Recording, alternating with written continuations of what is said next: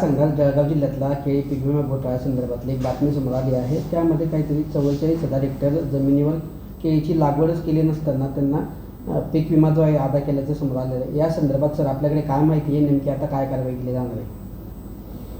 आपल्या इथे agricultural insurance company यांच्यामार्फत पीक विमा काढला जातो आणि त्याच्यामध्ये केळीच्या पीक विम्यामध्ये जवळपास 96,000 हेक्टरचा पीक विमा काढण्यात आला होता आणि त्यांच्याकडून आयुक्तालयाला सादर केलेल्या माहितीनुसार जवळपास 44,000 हेक्टरमध्ये केळी पिकाची लागवड दिसून येत नसल्याबाबतचा त्यांचा प्राथमिक अहवाल आहे आणि त्यामध्ये जवळपास 1,70,000चा तो विमा असतो आणि जवळपास 57,000 रुपये त्याचं प्रीमियम भरण्यात येतं. त्यामध्ये शेतकरी हिस्सा, त्यानंतर राज्य हिस्सा आणि केंद्र शासनाचा हिस्सा असे तिन्ही हिस्से असतात आणि ते सगळे मिळून 57,000 रुपये होतात. त्यामध्ये शेतकरी हिस्सा हा 8,500चा असतो आणि जवळपास ही पूर्ण रक्कम जी आहे ती 216 कोटींची होते. तर अशा प्रकारचा प्राथमिक अहवाल त्यांनी सादर केलेला आहे. त्यांच्या सगळ्या ॲग्रिकल्चरल इन्शुरन्स कंपनीच्या प्रतिनिधींना आणि DSAO आणि इतर सर्व कृषी विभागाशी निगडीत अधिकाऱ्यांना मी आज बैठकीसाठी बोलवलेलं आहे आणि त्याच्यामध्ये पुढील कारवाईची दिशा ठरवण्यात येईल. सर, ज्या शेतकऱ्यांनी अशा पद्धतीने बोगस प्रकरणं सादर केलेली आहेत त्या शेतकऱ्यांवर गुन्हे दाखल करायचे अशा सूचना देखील तुम्हाला कृषी आयुक्तांनी दिलेल्या आहेत.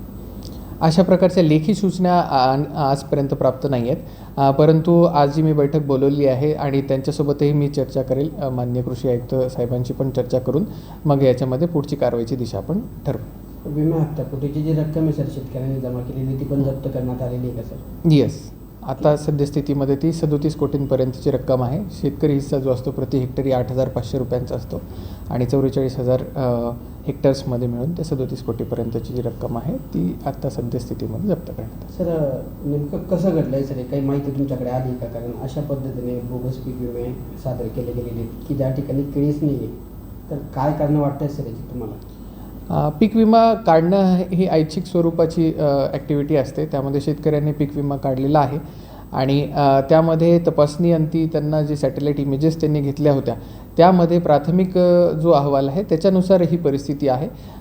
यामध्ये पुढील जो तपास होईल त्याच्यामध्ये ही परिस्थितीमध्ये ॲक्च्युअल शहानिशा जेव्हा करण्यात येईल त्यामध्ये काही तफावत येऊ शकते आकड्यांमध्ये, परंतु सद्यस्थितीमध्ये जो प्राथमिक अहवाल त्यांनी सादर केलेला आहे त्यामध्ये ही परिस्थिती आहे.